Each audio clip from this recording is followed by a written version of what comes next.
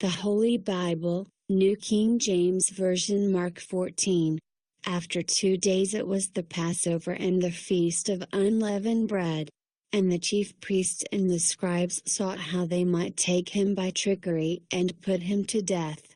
But they said, "Not during the feast, lest there be an uproar of the people."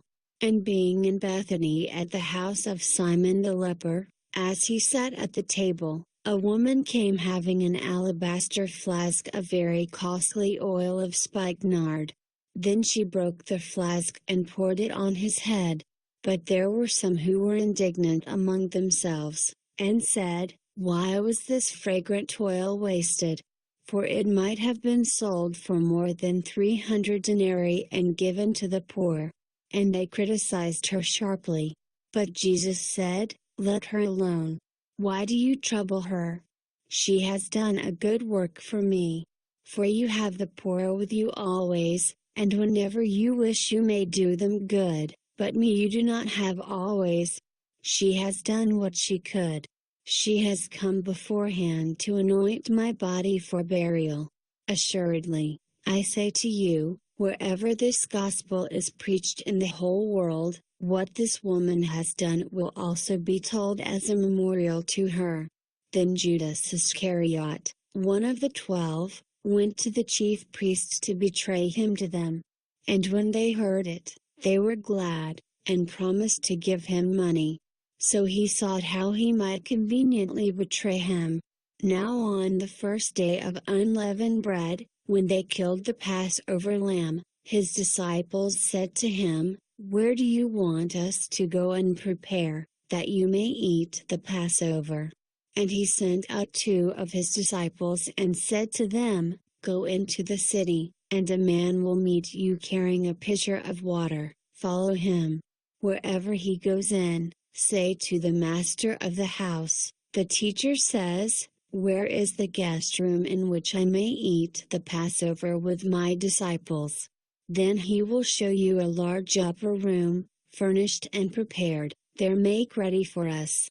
So his disciples went out, and came into the city, and found it just as he had said to them, and they prepared the Passover. In the evening he came with the 12. Now as they sat and ate, Jesus said, "Assuredly, I say to you, one of you who eats with me will betray me." And they began to be sorrowful, and to say to him one by one, "Is it I?"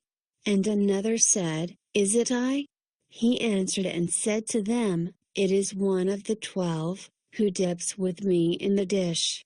The Son of Man indeed goes just as it is written of him, but woe to that man by whom the Son of Man is betrayed.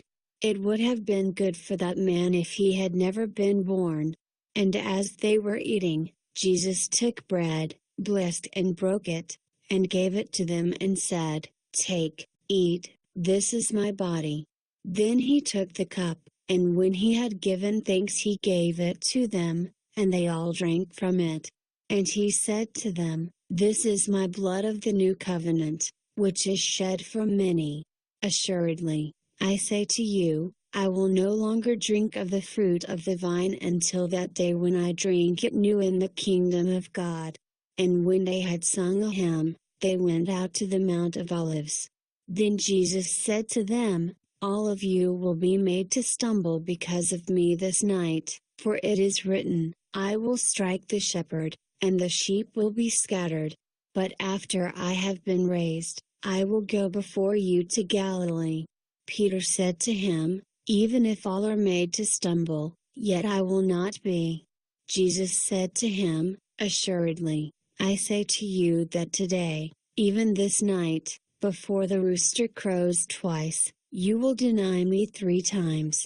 But he spoke more vehemently, "If I have to die with you, I will not deny you." And they all said likewise. Then they came to a place which was named Gethsemane, and he said to his disciples, "Sit here while I pray." And he took Peter, James, and John with him, and he began to be troubled and deeply distressed. Then he said to them, "My soul is exceedingly sorrowful, even to death. Stay here and watch."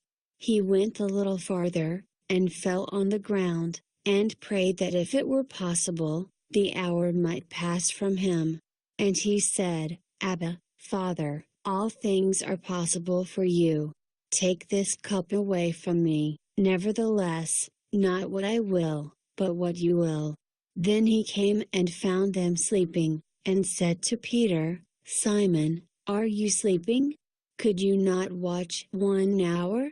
Watch and pray, lest you enter into temptation. The spirit indeed is willing, but the flesh is weak. Again he went away and prayed, and spoke the same words.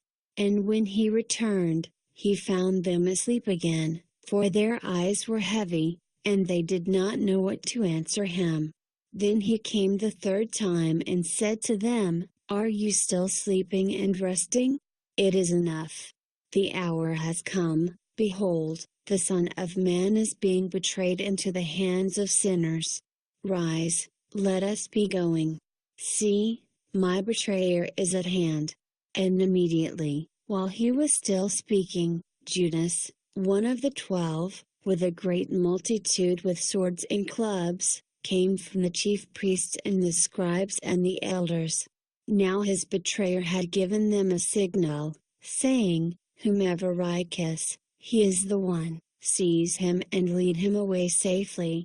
As soon as he had come, immediately he went up to him and said to him, Rabbi, Rabbi, and kissed him. Then they laid their hands on him and took him. And one of those who stood by drew his sword and struck the servant of the high priest, and cut off his ear.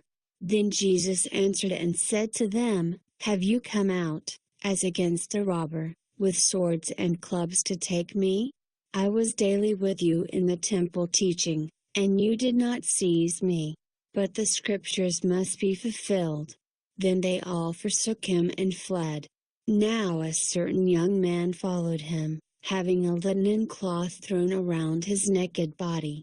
And the young men laid hold of him, and he left the linen cloth and fled from them naked.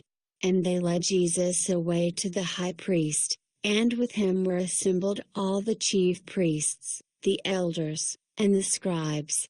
But Peter followed him at a distance, right into the courtyard of the high priest. And he sat with the servants and warmed himself at the fire.